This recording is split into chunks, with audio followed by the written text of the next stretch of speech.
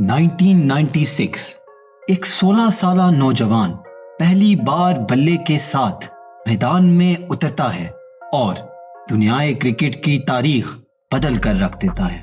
कौन था ये नौजवान और कैसे इसने क्रिकेट की दुनिया पर 20 साल तक राज किया? Controversies, ball tampering, world records और फैन बेस से भरपूर करियर। हर बच्चा यही बनने की कोशिश करता है। क्या ये सब सिर्फ टैलेंट से हुआ या फिर बहादुरी और लक का भी इसमें कुछ हाथ था? आइए सुनते हैं एक ऐसे ही स्टार की कहानी, एक ऐसे सुपरस्टार की कहानी जिसे आज तक याद रखा जाता है। कहानी शुरू होती है 1996 से। पाकिस्तानी कप्तान और माया नाज फास्ट बॉलर वसीम अकरम एक लेग स्पिनर की तलाश में लगे होते हैं। टीम में लेग स्पिनर की इंजरी की वजह से उन्हें फौरन एक लेग स्पिनर दरकार होता है। पाकिस्तानी कैंप से एक 16 साल नौजवान आता है। कीनिया के अंदर श्रीलंका के खिलाफ मैचेस होते हैं। ये नौजवान पहले मैच में ना तो कोई विकेट ले सकता है और ना ही इसकी बैटिंग में बारी आती है। लेकिन अगले मैच में कप्तान वसीम अकरम जब इसे बैटिंग के लिए भेजते हैं तो उन्हें क्या मालूम था कि ये 16 साल नौजवान हमेशा के लिए क्रिकेट खेलने का अंदाज बदल कर रख देगा। ये नौजवान आया और 36 बॉल्स पर 100 रन बना डाले। जी हाँ, इसका नाम था शाहिद खान आफरीदी। पहली बार बैटिंग करने आया और वर्ल्ड रिकॉर्ड बना डाला। दुनिया ये देखकर हैरान थी कि आखिर एक 16 साल नौजवान कैसे दुनिया के बेहतरीन बॉलर्स की पिटाई कर रहा था, जिसमें मुरलीधरन भी शामिल थे। एक बात तो तय थी, इस नौजवान ने क्रिकेट की दुनिया पर राज करना ही करना था दुनिया, और हमेशा के लिए क्रिकेट खेलने का अंदाज भी बदलना था। अब आया पहला टेस्ट मैच 1998। पहले ही टेस्ट मैच में शाहिद आफरीदी ने 5 विकेट्स लेकर एक नया वर्ल्ड रिकॉर्ड बना डाला। उनकी अपनी जुबानी ये बहुत तारीखी मैच था। ऑस्ट्रेलिया जैसी बड़ी बैटिंग लाइनअप के खिलाफ बॉलिंग करना यादगार था। लाला की परवान अब सिर्फ ऊपर की तरफ थी। इसके बाद आता है 1999 का फेमस चेन्नई टेस्ट। पाकिस्तान और भारत के दरमियान ये मशहूर जमाना चेन्नई टेस्ट मैच 1999 में खेला गया।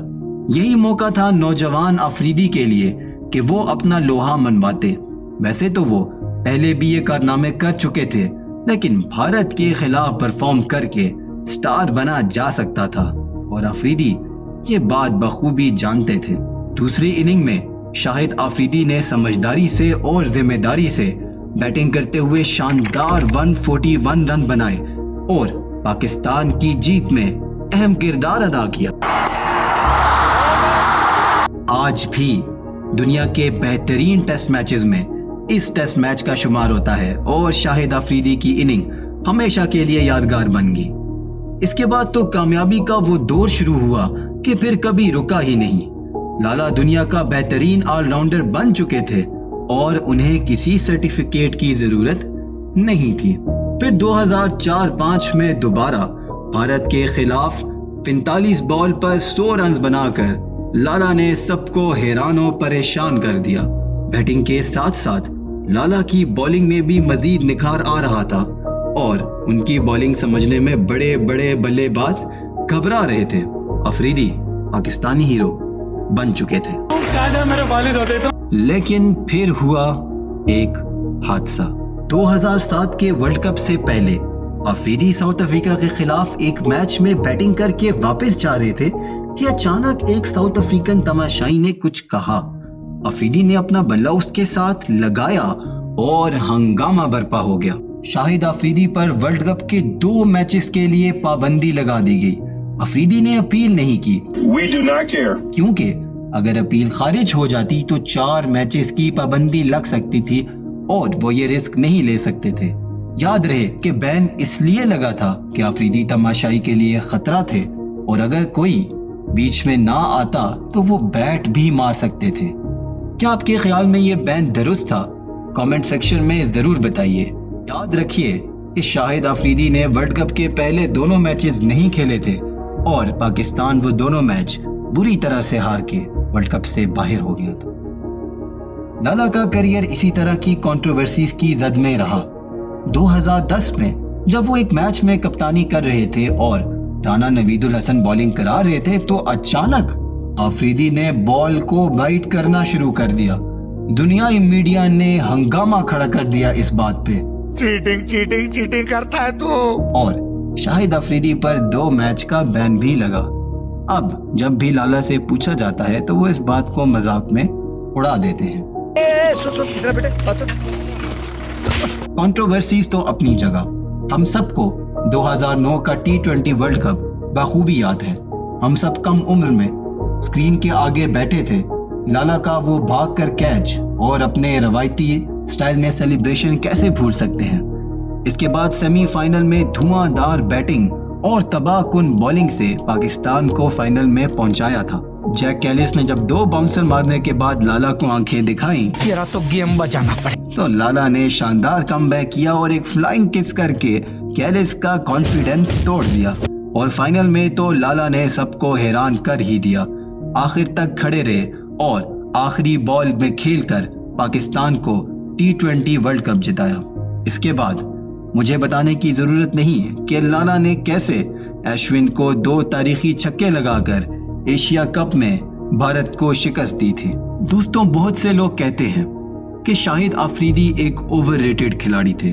वो पाकिस्तान टीम के लिए बोझ थे और बहुत पहले ही अपनी क्रिकेटिंग पीक को पहुंच चुके थे और उसके बाद सिर्फ उनको टीम में रखा गया था। क्या आप इस बात से इत्तेफाक करते हैं?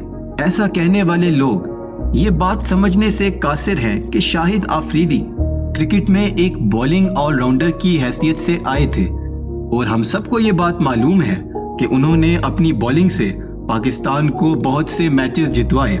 सबसे नुमायां हम ये कैसे भूल सकते हैं कि 2011 के वर्ल्ड कप में वो शाहिद अफरीदी की बॉलिंग और कैप्टनसी ही थी जिसने हमें सेमीफाइनल तक पहुंचाया। वेस्ट इंडीज और ऑस्ट्रेलिया के खिलाफ शानदार बॉलिंग करके शाहिद अफरीदी की वजह से ही हम उस टूर्नामेंट के सेमीफाइनल तक पहुंचे थे, क्योंकि उस टूर्नामेंट से पहले आमिर, आसिफ और सलमान बट की फिक्सिंग की वजह से हमारी टीम बिल्कुल टूट चुकी थी और लाला की कैप्टनसी के ऊपर भी सवाल उठाए जा रहे थे, लेकिन उन्होंने फिर भी टीम को लीड किया और एक अच्छी फाइट दी। लाला का करियर तो शायद किसी बड़ी ट्रॉफी के साथ खत्म नहीं हुआ, जैसे कि वर्ल्ड कप, जैसे कि सचिन तेंदुलकर का, लेकिन अपनी मौजूदगी की वजह से शाहिद अफरीदी हमेशा मुखालिफ टीम के लिए एक दबाव रहे। वो किसी भी वक्त मैच का पासा पलट सकते थे, चाहे वो बैटिंग से हो चाहे वो बॉलिंग से हो। यही वजह थी कि शाहिद अफरीदी को दुनिया भर में पसंद किया जाता था और पसंद किया जाता है। हमारा ये मानना है कि पाकिस्तान को शायद ही दोबारा शाहिद अफरीदी जैसा मायानाज ऑलराउंडर मिल सके।